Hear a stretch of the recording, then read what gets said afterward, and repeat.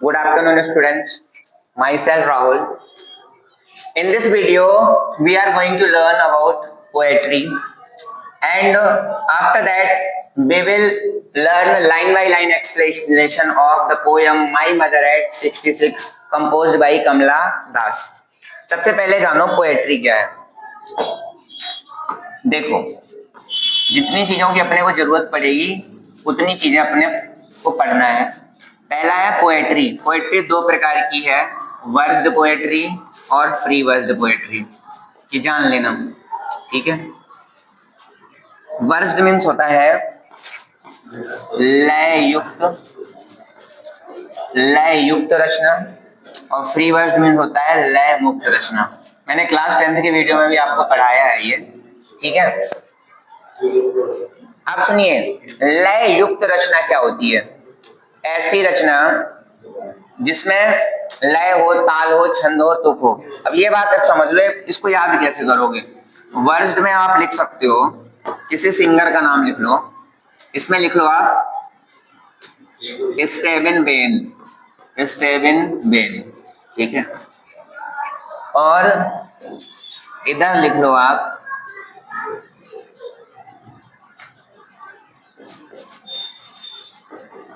कपिल शर्मा।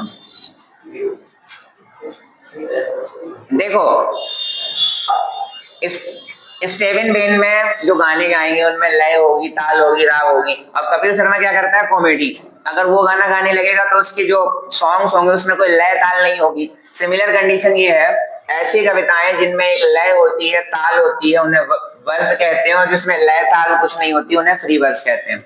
समझो, जैसे अपन ने एक पोयम पढ़ी है, शॉर्ट में समझ लेते हैं सब लोगों को। Twinkle twinkle little star, how a wonder what you are, up above the world so high, और like a diamond in the sky. देखो, इस कविता को सबने पढ़ रखा है। अब इसकी ध्वनि मिला लो, स्टार आर, ये दोनों सेम है ना। अगर इसको ए मान लेंगे तो ये भी ए हो जाएगी, फिर हाई इसको बी मान लेंगे तो ये भी हो जाएगी। अब सुनो, मेरे कहने का मतलब ये है कि लाइंस को पढ़ना है अपने को। जो भी पोयम होगी उसकी लाइन को पढ़ना है, उसका लास्ट वर्ड पढ़ना है। अगर लास्ट वर्ड, जैसे देखो, पहली और दूसरी लाइन मिल रही है और तीसरी और चौथी मिल रही है, जरूरी नहीं है, ऐसा भी हो सकता है पहली दूसरी तीसरी सेम हो और चौथी अलग हो। तो जो भी पोयम होगी अगर उसमें लाइंस ऐसे मिल रही होंगी तो उसकी लय होती है ये कविता की, और ऐसी कविताओं को कहते हैं वर्स पोएट्री। और ऐसी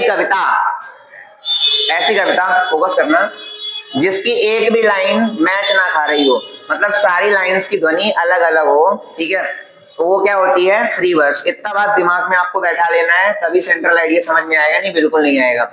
ऐसी कविताएं जिनकी लाइन मैच खाती हो वो वर्स कहलाती है, जिसकी मैच ना खाती हो फ्री वर्स कहलाती है, ठीक है। तो अपन कौन सी पोएम स्टार्ट कर रहे हैं? माई मदर एट 66, कमला दास। ये क्लास 12 लिटरेचर का अपना पहला वीडियो है, ठीक है। आइए देखते हैं अबाउट द पोएम। आपको कुछ वर्ड मीनिंग लिखनी है पहले, इस पोएम से पहले। देखिए, कुछ वर्ड मीनिंग है। पहला है प्लेथोरा। प्लेथोरा मीन्स होता है ढेर सारे। पैंग्स मीन्स होता है कष्ट या यातनाएं। मैरी चिल्ड्रन मीन्स होता है आनंदमयी बच्चे, और वैन मीन्स होता है फीका। इसका स्क्रीनशॉट ले लो। ये चार वर्ड मीनिंग आपको लिखनी है। प्लेथोरा मीन्स ढेर सारे, पैंग्स मीन्स कष्ट या यातना, मैरी चिल्ड्रन मीन्स आनंदमय बच्चे, और वैन मीन्स फीका, ठीक है। साथ में और बता दूंगा। देखिए, about the poem my mother eight 66 is based on the theme. अब थीम क्या होता है? हम किसी भी कविता को, कहानी को अपने मन में एक विचार लाते हैं कि भाई ऐसा रहा होगा। मन में बिना विचार के तुम कोई भी रचना नहीं लिख सकते हो। अब माई मदर एट 66 जो कविता लिखी गई होगी, ये भी जो पोएटेस होंगी या पोएट होंगे उनके मन में कोई विचार ही तो आया होगा। तो इसका जो थीम है, एडवांसिंग एज, बढ़ती हुई उम्र, and the fear of loss. और जो कोई चीज हम खो देते हैं अपने जीवन में, पुरानी यादों को खो देते हैं, पुराने दोस्तों को खो देते हैं, पुराने समय को खो देते हैं, उनका जो भय होता है। एंड सेपरेशन मीन्स विभाजन। एसोसिएटेड मीन्स होता है जुड़ा हुआ होना। एसोसिएटेड विथ इट, जो हमारा बिछड़ना एक दूसरे के साथ जुड़ा हुआ होता है। द पोएटेस, ये जो कौन है? कमला दास कौन है? इसकी कवित्री है। पोएट मत लिखना, पोएट और पोएटेस में अंतर होता है, ठीक है। Undergoes a plethora. Plethora means क्या लिखवाया मैंने आपको, देखिए प्लेथेरा मीन्स क्या लिखा है, ढेर सारे, ठीक है। तो हाँ, प्लोथोरा ऑफ इमोशंस, प्लोथोरा मीन्स ढेर सारे, ढेर सारे, ठीक है। इमोशंस, बहुत सारे इमोशंस भाव के साथ गुजरती हैं, बहुत सारे भावों को व्यक्त करती हैं इस कविता में। व्हेन सी सीज, जब वो देखती है कि हर मदर एजिंग, कि उसकी जो माँ है, किसकी, कमला दास की, उनकी उम्र बढ़ रही है।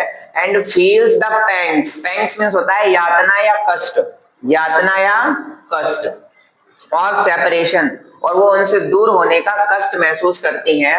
At the thought of losing her, और उनके मन में विचार आता है कि मैं अपनी माँ को खो दूंगी। She also wishes for the lost beauty and youth of her mother, और सुनो, वो एक चीज की इच्छा और जाहिर करती हैं कि वो खोई हुई, लॉस्ट मीन्स खोई हुई, ब्यूटी और खूबसूरती जो उसकी माँ पहले कभी हुआ करती थी, उसको फिर से कभी महसूस कर पाए या देख पाए। ये अबाउट द पोयम है इसका, ठीक है। अब अबाउट द पोयम के बाद अपन क्या करते हैं, इसको पोयम को शुरू करते हैं। देखो, इसकी जो पोएटेस है कमला दास, ठीक है, ये क्या हो रहा है, अपने घर से, पेरेंट्स के घर से, पेरेंट्स के घर से जा रहे हैं, कहाँ जा रहे हैं, driving from my parents home to Cochin. ये कोचीन क्या है, एक बंदरगाह है। बंदरगाह कहाँ होता है, जहां जल जहाज वगैरह रुकते हैं। तो पहले तो रोड से जाएंगे, तो ये कहाँ जा रही हैं, कोचीन जा रही हैं, ठीक है। लास्ट फ्राइडे मॉर्निंग, तो ये बता रही है कि पिछली जो फ्राइडे था उसकी मॉर्निंग को मैं कहाँ जा रही थी, अपने पेरेंट्स के घर पे। कहाँ जा रही थी मैं, कोचीन जा रही थी। आई सॉ, मैंने देखा, I saw my mother beside me, तो देखा या जब जाते समय, जाहिर सी बात है हम कहीं जा रहे होते हैं तो माँ या पिता हमसे मिलते हैं, तो मैंने देखा कि मेरी माँ मेरे बिल्कुल बगल में है। बिसाइड मीन्स होता है बगल में, आप मीनिंग लिख सकते हो साथ में, ठीक है। डोज, डोज मीन्स होता है सोना। अब सोना कैसा वाला, ऐसा वाला सोना नहीं कि ऐसे करके बिल्कुल पूरा सो जाए। जैसे हम कहीं बैठे होते हैं ना कुर्सी वगैरह पे, और हमको हल्की सी झपकी आ जाती है, तो सोते सोते ऐसे कर लेते हैं, ऐसे कर लेते हैं, वो वाला सोना जो होता है उसे डोज बोलते हैं। इसको हम सिनोनिम भी कह सकते हैं किसका, स्लीप का, ठीक है। अब ओपन माउथ है, वो तुम्हें मैंने बताया ही, वो ऐसे करके सो रही थी, ठीक है। हर फेसन, उनका जो चेहरा था, तो मैं जब जा रही थी तो मैंने अपनी माँ को देखा। हर फेस, एसन, एसन क्या होता है, राख जैसा, एसन मीन्स राख के जैसा। एस मीन्स क्या होती है, राख, ठीक है, राख। तो जब कोई वृद्ध व्यक्ति हो जाता है, उसके चेहरे में बिल्कुल भी चार्म नहीं होती है, एनर्जी नहीं होती है, तो उनका चेहरा कैसा पड़ जाता है, बिल्कुल मुरझाया जैसा पड़ जाता है। तो मैंने देखा कि मेरी जो माँ का चेहरा था वो राख की जैसा था, like that of corpse. Corpse means क्या होता है, लाश। लाश क्या होती है, डेड बॉडी। इसको क्या कह सकते हैं अपन, dead, death body, sorry, yes, we can write it in Hindi, मृत शरीर, मृत शरीर, ठीक है। And realise with the pain, और मैंने उस पेन का एहसास किया, उस दर्द का एहसास किया। That she was as old as she looked, but soon put that thought away. देखो, मेरी जो दादी माँ ना उतनी ही बूढ़ी थी। She was as old as, ये पॉजिटिव डिग्री है, शी लुक्ड, जितनी वो दिखती थी, but soon put that thought away. फिर मैंने वो जो मेरे अंदर जो विचार आया था, देखो हम कहीं भी जा रहे होते हैं तो हम इमोशनल हो जाते हैं, बहुत ज्यादा बिछड़ रहे होते हैं। तो मैंने अपनी माँ का चेहरा देखा, वो बैठी हुई थी कुर्सी सोफा वगैरह पे, ठीक है। तो मेरे को लगा कि मेरी माँ का जो चेहरा है ना, ठीक है, अब ये वृद्ध सी होती जा रही है, इनका चेहरा एकदम मृत शरीर के जैसा पड़ गया है। तो ये सारे विचार मेरे मन में आने लगे, और मेरे को ये भी थॉट आ रहा था कि मैं दोबारा इनसे मिल पाऊंगी कि नहीं मिल पाऊंगी। अब क्या हुआ, फिर मैंने सोचा कि नहीं यार, मैं अगर सैड होंगी तो मेरी माँ भी सैड होंगी। तो मैंने सोचा इन विचारों को ना, माँ को दुखी करके नहीं जाते हैं, इन विचारों को दूर हटा देते हैं। तो soon put that thought away and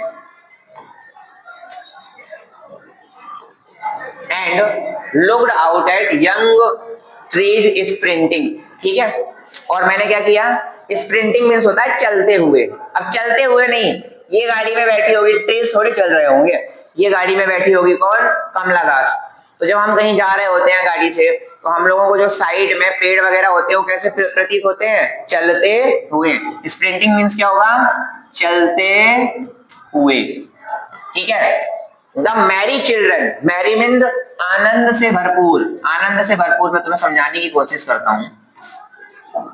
हम लोग कहीं जा रहे होते हैं, जब साइड में बस में बैठे होते हैं, ट्रेन में बैठे होते हैं, बच्चे क्रिकेट वगैरह कोई खेल खेल रहे होते हैं, एक दूसरे को पकड़ रहे होते हैं, ठीक है, तो बहुत ज्यादा आनंद का लुत्फ उठा रहे होते हैं। तो जब हमारी कमला दास अपने पेरेंट्स के होम से कोचीन जा रही होती हैं, तो ये किनको देखती हैं? Young sprinting trees. ये लाइन यहाँ से है, यंग ट्रीज स्प्रिंटिंग, ठीक है, चलते हुए पेड़ों को।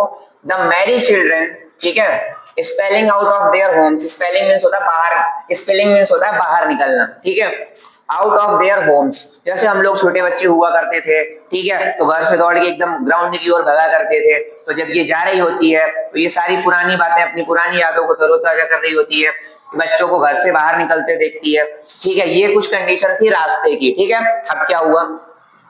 अब क्या हुआ भाई साहब कि कमला दास कहाँ पहुंच गई? एयरपोर्ट। तो एयरपोर्ट पे क्या होता है? सिक्योरिटी चेकअप होता है। तो but after the security check, standing a few yards away, standing a few yards away, I looked again at her when pale। अब सुनो, मैं कहाँ चली गई? एयरपोर्ट पे। तो एयरपोर्ट पे ना सिक्योरिटी चेक पोस्ट के उधर अपने पेरेंट्स वगैरह या रिलेटिव खड़े होते हैं, हम लोग सिक्योरिटी चेक के अंदर चले जाते हैं। अब मेरी माँ उधर खड़ी थी सिक्योरिटी चेक के, मैं इधर थी, कमला दास बता रही है। तो standing a few yards, yards means होता है गज या दूरी, गज या दूरी। I looked again at her when, when means होता है फीका या मुरझाया हुआ, फीका, ठीक है। और पेल मींस होता है पीला पड़ा हुआ, पीला पड़ा, या ये इसका मतलब भी होता है मुरझाया हुआ, ठीक है। तो मैंने देखा फिर से मेरी जो माँ थी, उनके मुरझाए हुए पीले पड़े हुए चेहरे को। पीला पड़ा बोले तो ब्लड का सर्कुलेशन नहीं होगा, एजिंग ज्यादा हो गई होगी। अपने अबाउट द पोएम में पढ़ा था ना, इनकी माँ की एजिंग हो रही है, उम्र बढ़ रही है, ठीक है। तो मैं देखती हूँ, ठीक है, फिर आगे क्या होता है? As a late winter's moon, तो मेरी जो दादी माँ, सॉरी मेरी जो माँ थी ना, उनका चेहरा कैसा प्रतीत हो रहा था? विंटर समझो, विंटर सर्दियों के समय पे जो मून होता है ना, देखो गर्मी में तो अभी मून थोड़ा बहुत हमें दिखता है, लेकिन सर्दियों के समय पे ना तो मून जो होता है, चंद्रमा होता है, उसकी चमक बिल्कुल फीकी पड़ जाती है। फॉग वगैरह आता है, कोहरा वगैरह आता है, आप लोग देखते हो, तो मून की जो चमक होती है बिल्कुल क्या होती है? फीकी पड़ जाती है। ऐसे ही इसकी माँ की उम्र बढ़ने के साथ साथ उसकी चमक एकदम फीकी पड़ जाती है। फिर क्या होता है आगे? And felt that old familiar एक, एक मीन्स क्या होता है? दर्द होता है। और वही पुराना सा दर्द जब तुम छोटे से बच्चे थे और स्कूल माँ छोड़ने पहली बार गई होंगी, ठीक है, वही पुराना सा दर्द माँ से बिछड़ने का, हमारे अंदर फिर से वही दर्द जागृत हो जाता है। माई चाइल्डहुड फियर, मेरे बचपन का भय, मेरे बचपन का वही भय माँ से बिछड़ने का एक क्षण के लिए आता है। बट ऑल आई सेड, लेकिन मैं दुख को जाहिर नहीं करती हूँ, क्योंकि मेरी माँ भी मुझसे रोती अगर मुझसे बिछड़ती तो। बट ऑल आई सेड, मैंने मम्मा को क्या कहा? वॉच, मैंने क्या कहा था मम्मा को? सी यू सून अम्मा, अम्मा फिर मिलेंगे। All I did was smile, smile and smile, मैं अपनी माँ को दुखी नहीं करना चाहती थी, मैंने केवल क्या किया? मुस्कुराया, मुस्कुराया, मुस्कुराया। एक बार रिपीट कर लेते हैं पोएम को अपनी। Driving from my parents' home to Cochin last Friday morning, I saw my mother besides me। पिछले फ्राइडे मैं अपने घर से जब जा रही थी तो मैंने देखा कि मेरी माँ मेरे बगल में है। Doors open mouthed, her face as like that of corpse, वो मुंह खोल के एकदम ऐसे बैठी हुई थी उनका, और उनका जो चेहरा था वो राख के जैसा, लाश के जैसा प्रतीत हो रहा था। And realise with the pain, और मैंने दर्द के साथ ये एहसास किया that she was as old as she looked out, वो ना उतनी ही बुरी दिख रही थी जितनी उनकी एज बढ़ गई थी। But soon put that thought away, फिर मैंने ये सारे विचारों को दूर हटाया। एंड लुक्ड आउट, और मैंने बाहर देखा एट यंग स्प्रिंटिंग ट्रीज, और मैंने जब बाहर देखा गाड़ी से चलते हुए तो मुझे बाहर पेड़ चलते हुए दिखाई दिए। मैरी चिल्ड्रन, आनंद से खेलते हुए बच्चे, कहाँ? Spilling out of their home, जो अपने आनंद के साथ अपने घरों से बाहर निकल रहे थे, ठीक है। बट आफ्टर द एयरपोर्ट, और फिर क्या हुआ, मैं एयरपोर्ट पे पहुंच गई, but after the airport security check, airport के सिक्योरिटी चेक के बाद स्टैंडिंग अ फ्यू आवर्स, अबे मेरी माँ जो थी सिक्योरिटी चेक से कुछ यार्ड पे खड़ी हुई थी, I looked again at her when pale face, मैंने उनके मुरझाए हुए चेहरे को फिर से देखा, और एज लेट विंटर्स मून, और वो जो लेट विंटर मीन्स सर्दियों में भी जब शुरू होती है ना विंटर, जो लास्ट के दिन होते हैं दिसंबर जनवरी के, बिल्कुल फीका पड़ा हुआ उनका चेहरा दिख रहा था। And felt that old familiar एक, और वो पुराना पारिवारिक दर्द मैंने फिर से महसूस किया। माई चाइल्डहुड फियर, मेरे बचपन का भय जागृत हो गया। But all I said was see you soon अम्मा, लेकिन मैंने केवल क्या कहा, अम्मा फिर मिलेंगे, और मैंने केवल मुस्कुराया। ये थी आपकी पोयम। अब मैं आपको सिखाने वाला हूँ सेंट्रल आइडिया, जो कि हम नेक्स्ट वीडियो में पढ़ेंगे। इसके जस्ट बाद वाले वीडियो में हम सेंट्रल आइडिया लिखना सीखेंगे, आपको कभी रटना नहीं पड़ेगा। Thank you very much.